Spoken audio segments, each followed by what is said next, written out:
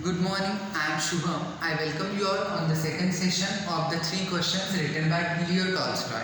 First of all, we are going to do the recap. Last time what we have seen, I will just recap in few seconds.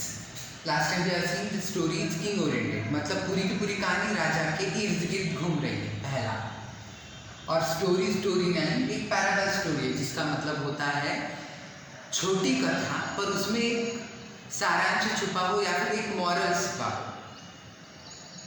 We can see it as a moral story. Okay. Second thing, we are seeing the three questions, right? And the three questions were who the most necessary people were and how he might know the most important thing to do. First. Second, who would help him to fix the proper time? Third, what was the most important occupation? These three questions, who was facing? The king were facing into the story, into this parable. Okay. And now there is an entry of hermit. These were the three questions for which kings decided to give reward whosoever will answer those questions. And he sent his messenger to find out the question of this answer. But no one was able to find the answer of those questions. हमने ये देखा था कि इन तीन सवालों के लिए महाराज ने पुरस्कार रखे थे, रिवार्ड रखे थे कि जो भी इन सवालों के जवाब देगा उन्हें इसका पुरस्कार मिलेगा. परंतु कोई भी इसे कर नहीं पाया. इस वजह से महाराज ने किसी को भी पुरस्कार नहीं दिया और उनके जो मैसेंजर थे उनको भी उन्होंने ये पुरस्कार नहीं दिया क्योंकि सवालों के जवाब से वो संतुष्ट नहीं थे या उन्हें मिले ही नहीं थे. अब आगे बढ़ते हैं, आज का देखते हैं. Character of the story, the first king and second is hermit. अब हर्मिट से इंट्रोड्यूस करवाता हूँ. हर्मिट एक साधु है जो एक कुटिया में रहता है, राज्य के बाहर है, जंगल में वगैरह, जंगल के बाहर बोल दो, right. So king went there.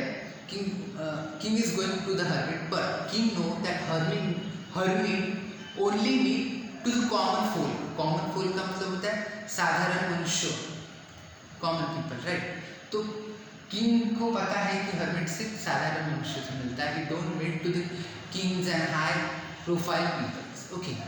तो क्या हो रहा है कि किंग वहाँ पे take his few army guards with him to the forest, and after a certain distance he left them behind and changed his all attire.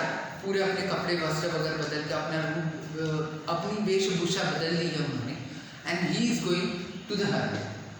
when he entered to the hut of hermit कुटिया में जब वो प्रवेश करते हैं तब hermit what he is doing, he is digging with the spade हमें पता है टिकास या फिर कुदाल बोल दो जिसकी सहायता से हम मट्टी खोदते हैं.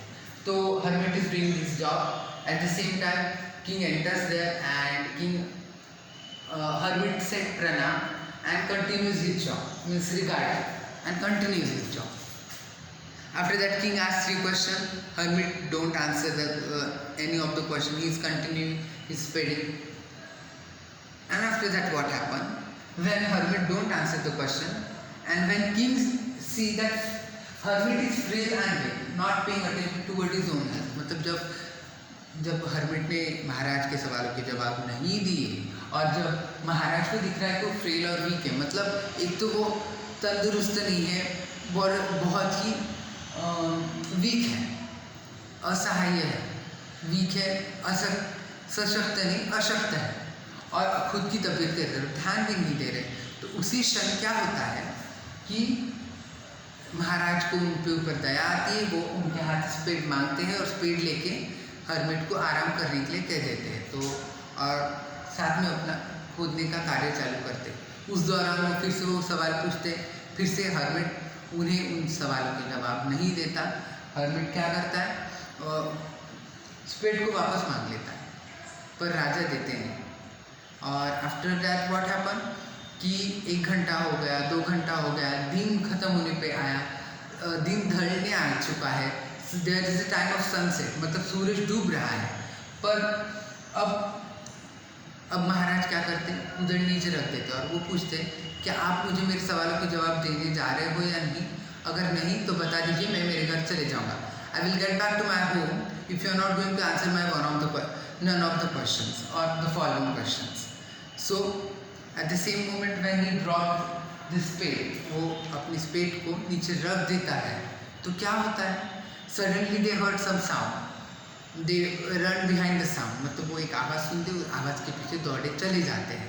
तो तब क्या होता है, तत्पश्चात वो उस व्यक्ति को देखते हैं, वो पूरे तरीके से घायल हो चुका है, एक दाढ़ी वाला व्यक्ति है और वो पूरी तरीके से घायल हो चुका है, उसके पेट के ऊपर लगा है और वो हाँप रहा है, मोरिंग फीबली, मतलब दर्द के मारे हाँप रहे हैं। और we can say the injured person voice, right, यातना, उस पीड़ित व्यक्ति की यातना का आवाज़ उसे, वो महाराज के पास आता है और इतना घायल है कि गिर जाता है। तो महाराज उसे उठाते हैं, हर्मिट साधु जी भी उसे उठाते हैं, दोनों उसे कुटिया की तरफ ले चलते हैं। वहाँ जाके उसका मलहम, जख्म पे मलहम लगाते हैं, उसका खून रुक ही नहीं रहा है, तो वो क्या करते हैं कि उसको रोकने का प्रयास करते हैं। कपड़ों की पट्टियाँ रखते हैं, महाराज अपना रुमाल रख देता है, हर्मिट अपना टॉवेल उसके ऊपर रख देता है और वो उसको मलहम पट्टी करवाते हैं और फिर कुछ देर बाद उस कुटिया में ले जाते हैं और वो पानी मांगते हैं, उसे पानी पीने देते हैं। उसके बाद वो सो जाते हैं।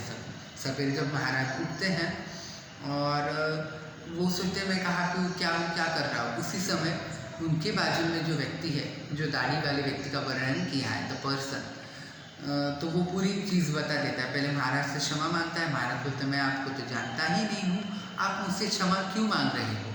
तो वो अपने जवाब देता है कि वो बताता है कि महाराज ने उनके भाई से बदला, महाराज ने उनके भाई की हत्या कर दी, उससे उसकी जायदाद ले ली, उससे उसका धन ले लिया, उससे उसकी जगह ले ली, प्रॉपर्टी ले ली, तो इसलिए वो रिवेंज, मतलब बदला लेने के लिए महाराज की हत्या करने के लिए आया होता है।